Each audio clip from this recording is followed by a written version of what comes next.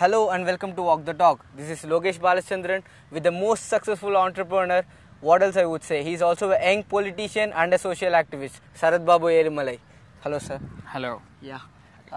So I believe that the world's most successful person always would have crossed the toughest and rough path in their life. So as you do. How was this year 2006 and how much difficulties you faced to start this Food King Cattle Services? See, when I started, this was in the year 2001 when I had a dream that I have to start a company and employ at least a lakh of people so that I as a youngster support 5 lakh people, poor people in our country. And not only that, I wanted to create more young entrepreneurs. So first I need to take the step, then only, other youngsters will follow. That was the plan, that was the dream. So when I was in 2006, in my family needed stable income because my family income was absolutely zero. So all the more it was very needed to start go and work in a job. But I stuck to my dream. I said I can't waste even a year by working because I'll be away from my dream for a year. So I took this decision. It was like entering a tunnel which is full of thorns and which is full of rocky stones. But at the end of the tunnel, I'm sure it's going to be really beautiful. So I entered into it. That's really great, sir. Because that's the right decision because now you're an inspiration icon for every youngsters out there. Yeah, thank you so much. How is the transition happen, sir, from a chemical engineer in Bijpilani to a very actively involved social worker? How it happened, sir? See, throughout my childhood, I have faced hunger.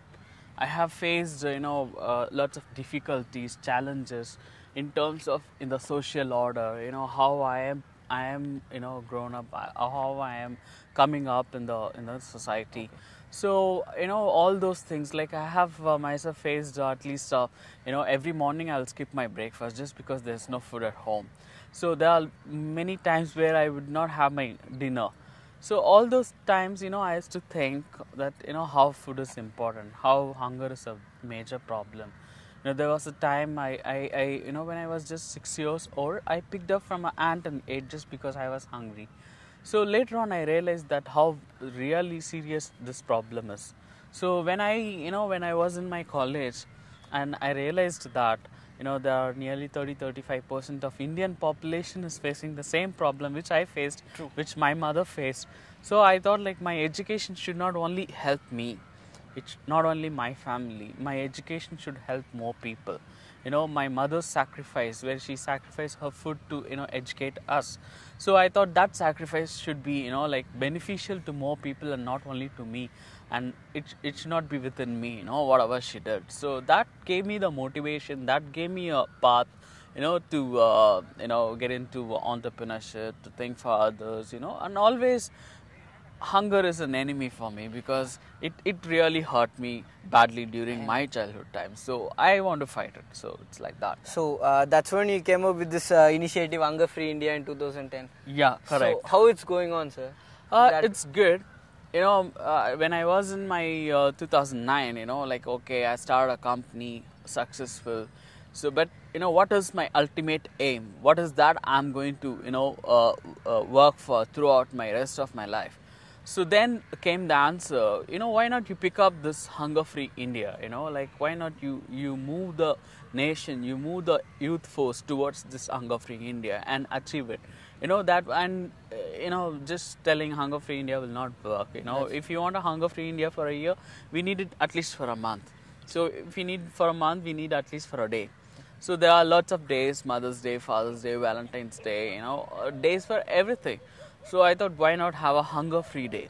Yeah. And it has to be very easy for people to remember. So I declared the 10th of October or 10/10 as hunger-free day. And, I started mobilizing youth around that.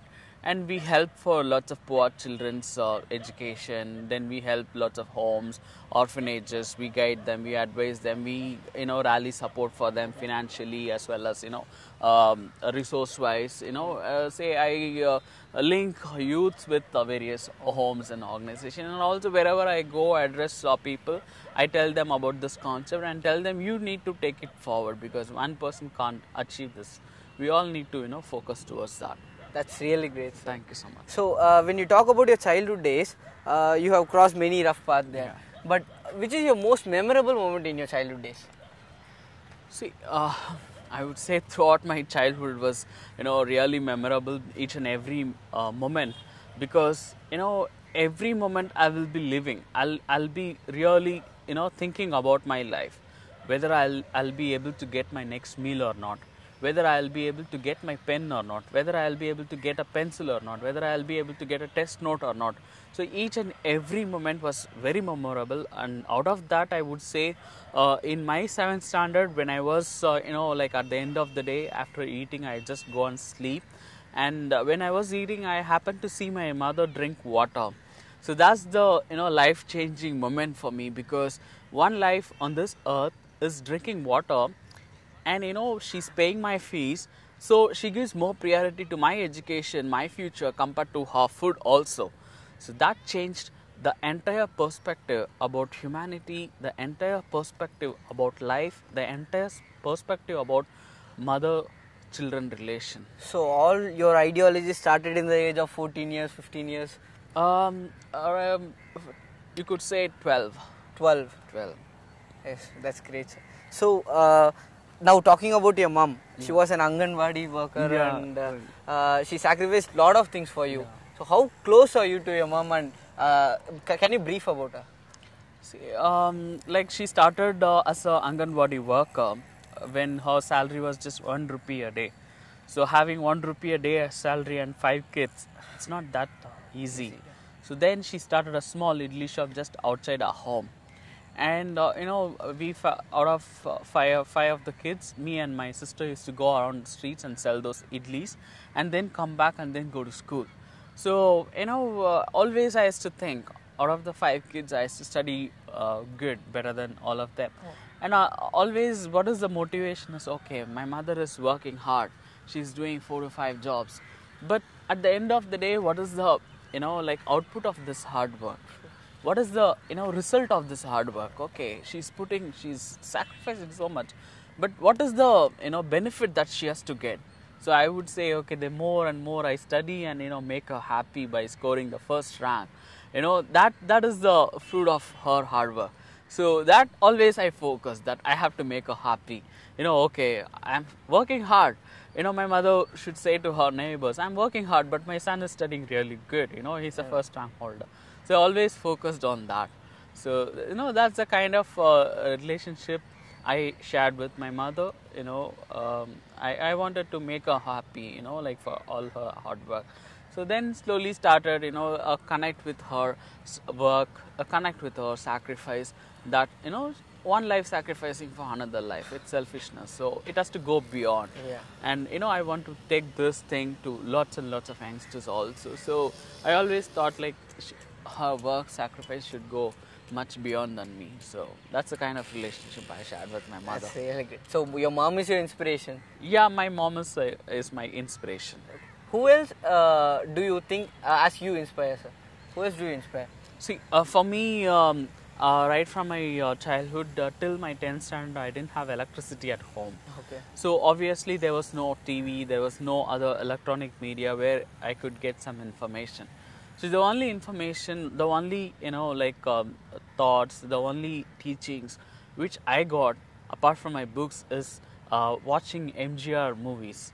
So even though I'm young and I belong to this generation, but since I didn't have that electricity at home, so I happened to see the movies in the Panchayat board, and all his movies inspired me a lot. All his Robin Hood kind of movies, all his helping people, telling good things in life through his movies, songs. So he is kind of a guiding light for me, in whatever activities I do towards the people. So he is my inspiration in public life. I can realize that, sir, you're walking in his path. Thank you. So tell about, I want to know how Sarathbabu is as a politician. Okay.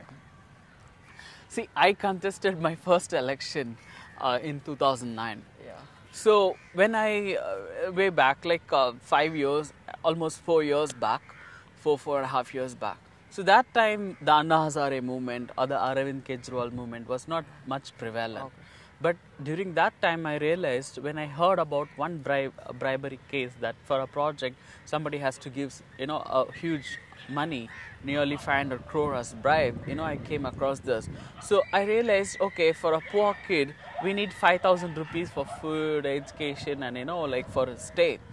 And with 500 crore we could feed nearly 10 lakh children. So if the same minister does 10 projects, a crore of children can be supported. Yeah. If there are 10 ministers, 10 crore children can be supported for a year.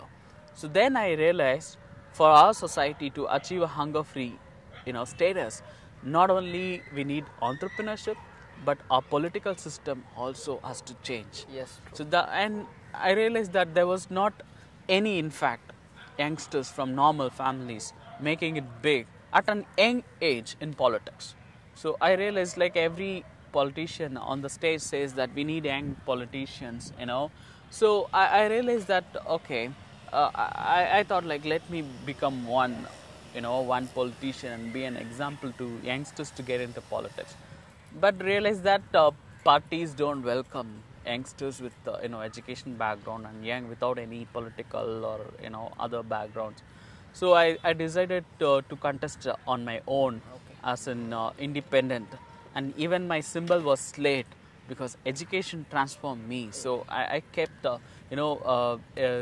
slate as my symbol from the election commission. I requested them, I apply for them, and I luckily got it. And with that I campaigned with whatever resources I could, and lots of youngsters rallied around me in 2009.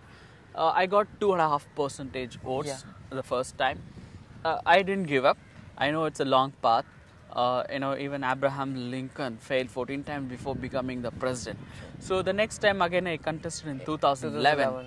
And we got around 5.5% votes in the assembly constituency, and we were third. I know. First time we were fifth, and the next time we were third as an independent youngster, getting into politics and getting 5% of the votes in a constituency. It's quite a thing, I believe. That's great.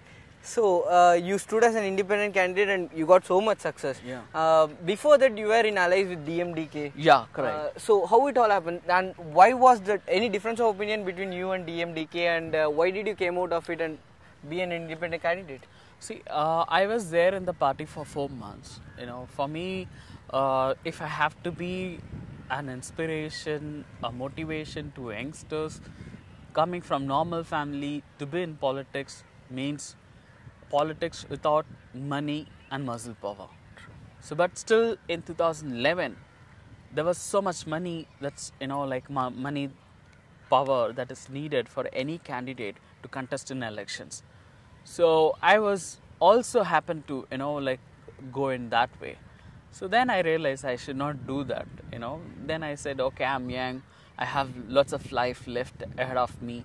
So let me try, let me not get into the regular way. Let me try again, So that's how I contested. I came out and I contested in, assembly elections on an independent ticket. And as I said, from 2.5% to 5.5%, we could move ahead.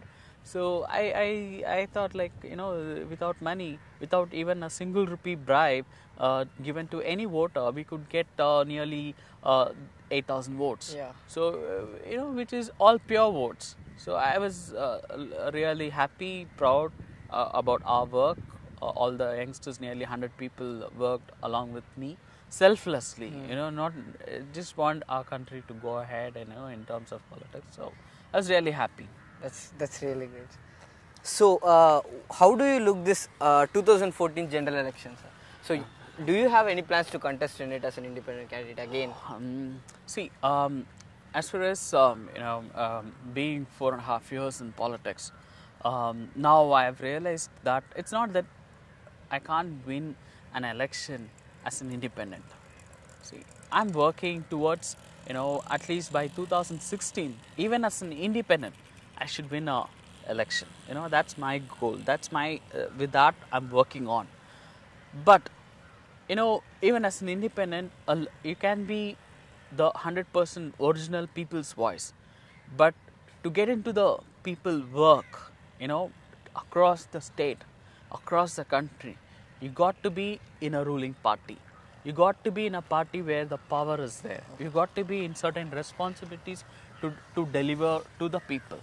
So yes, I'm looking forward to join a party before the Lok Sabha elections, and I'll definitely apply for a seat.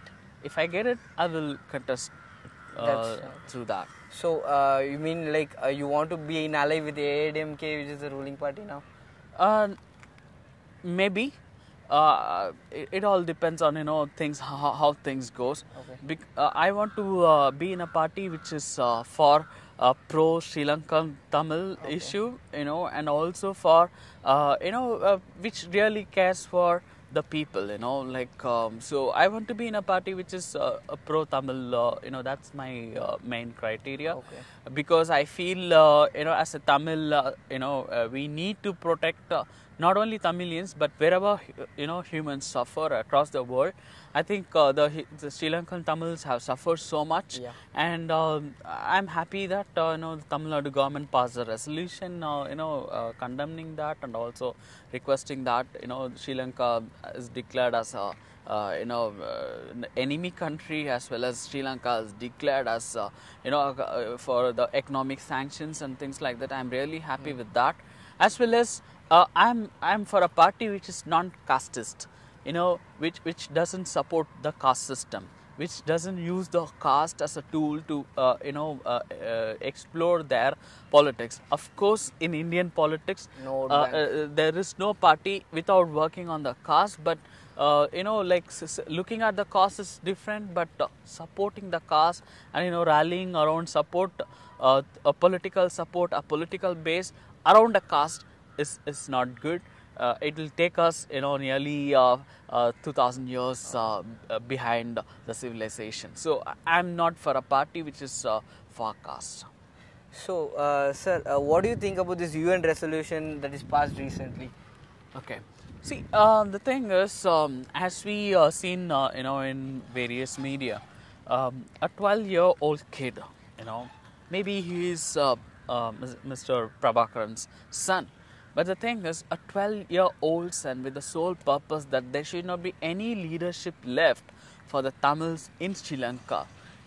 He was very well planned, and he was brutally murdered.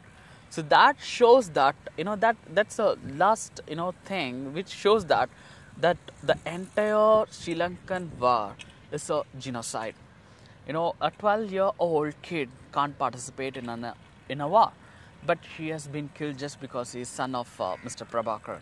So I wanted the UN to declare this as a genocide, and recognize that the Sri Lankan army has pursued Tamilians over there, just to kill the race. So that's my point. And the resolution which was passed was very weak. I want India to take it up forward and pass a strong resolution. I was really not happy with the way that America took the resolution, because it's good, but I wanted India, where I want India to take up this kind of resolutions. Why do you think that India, like center, always plays it safe in this issue? See, it's very simple.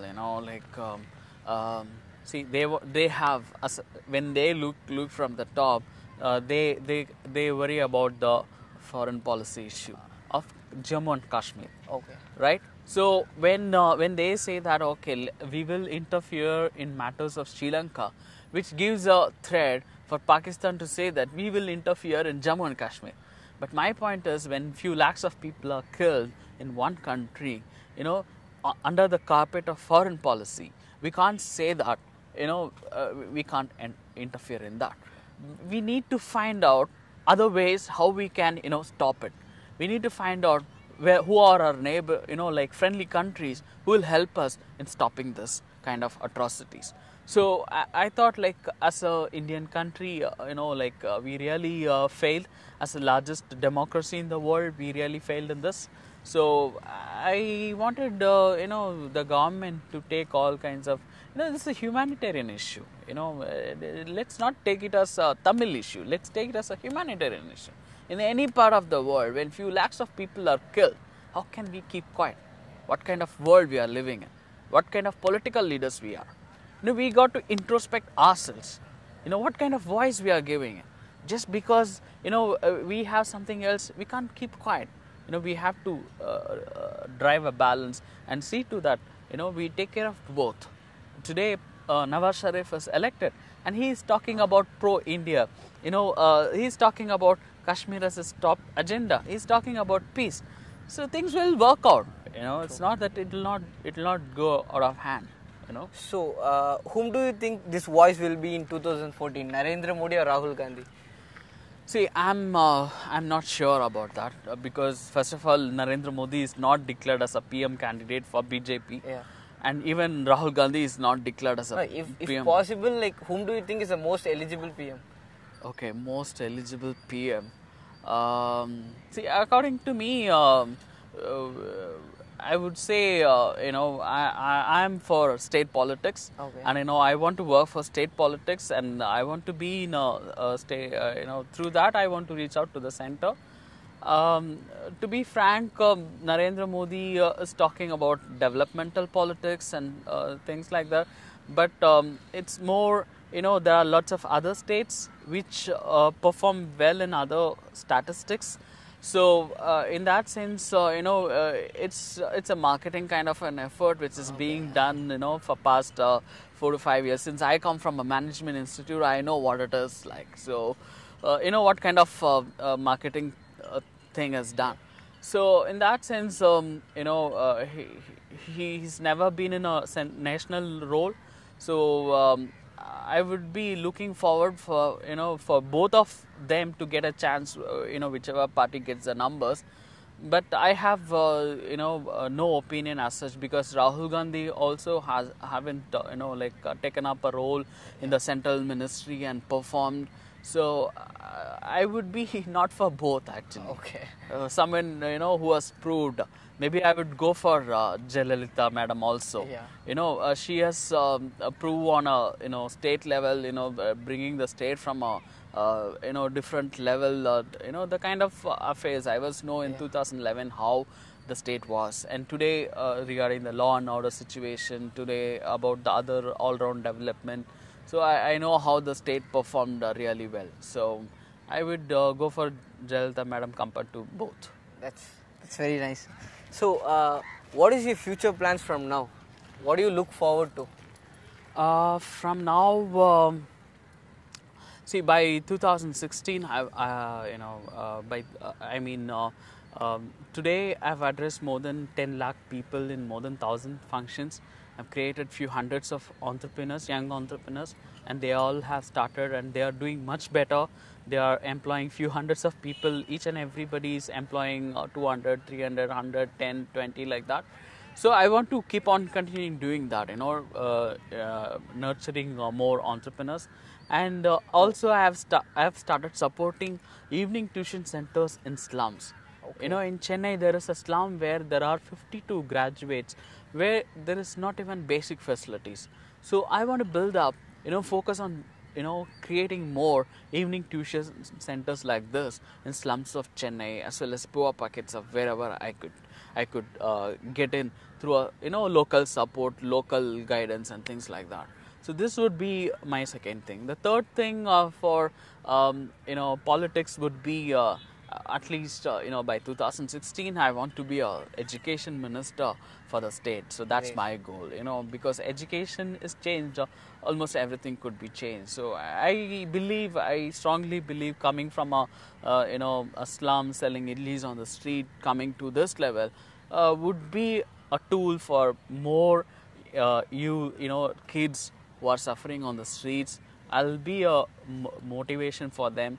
I really want them to come up in life. So I would focus on that, as for the politics. So your vision is to eradicate hunger and to improve employment and education. Yeah. That's really nice of you, sir. Thanks a lot. Oh, thanks so much. And it was very great talking to you, sir. It's my pleasure. Thank you.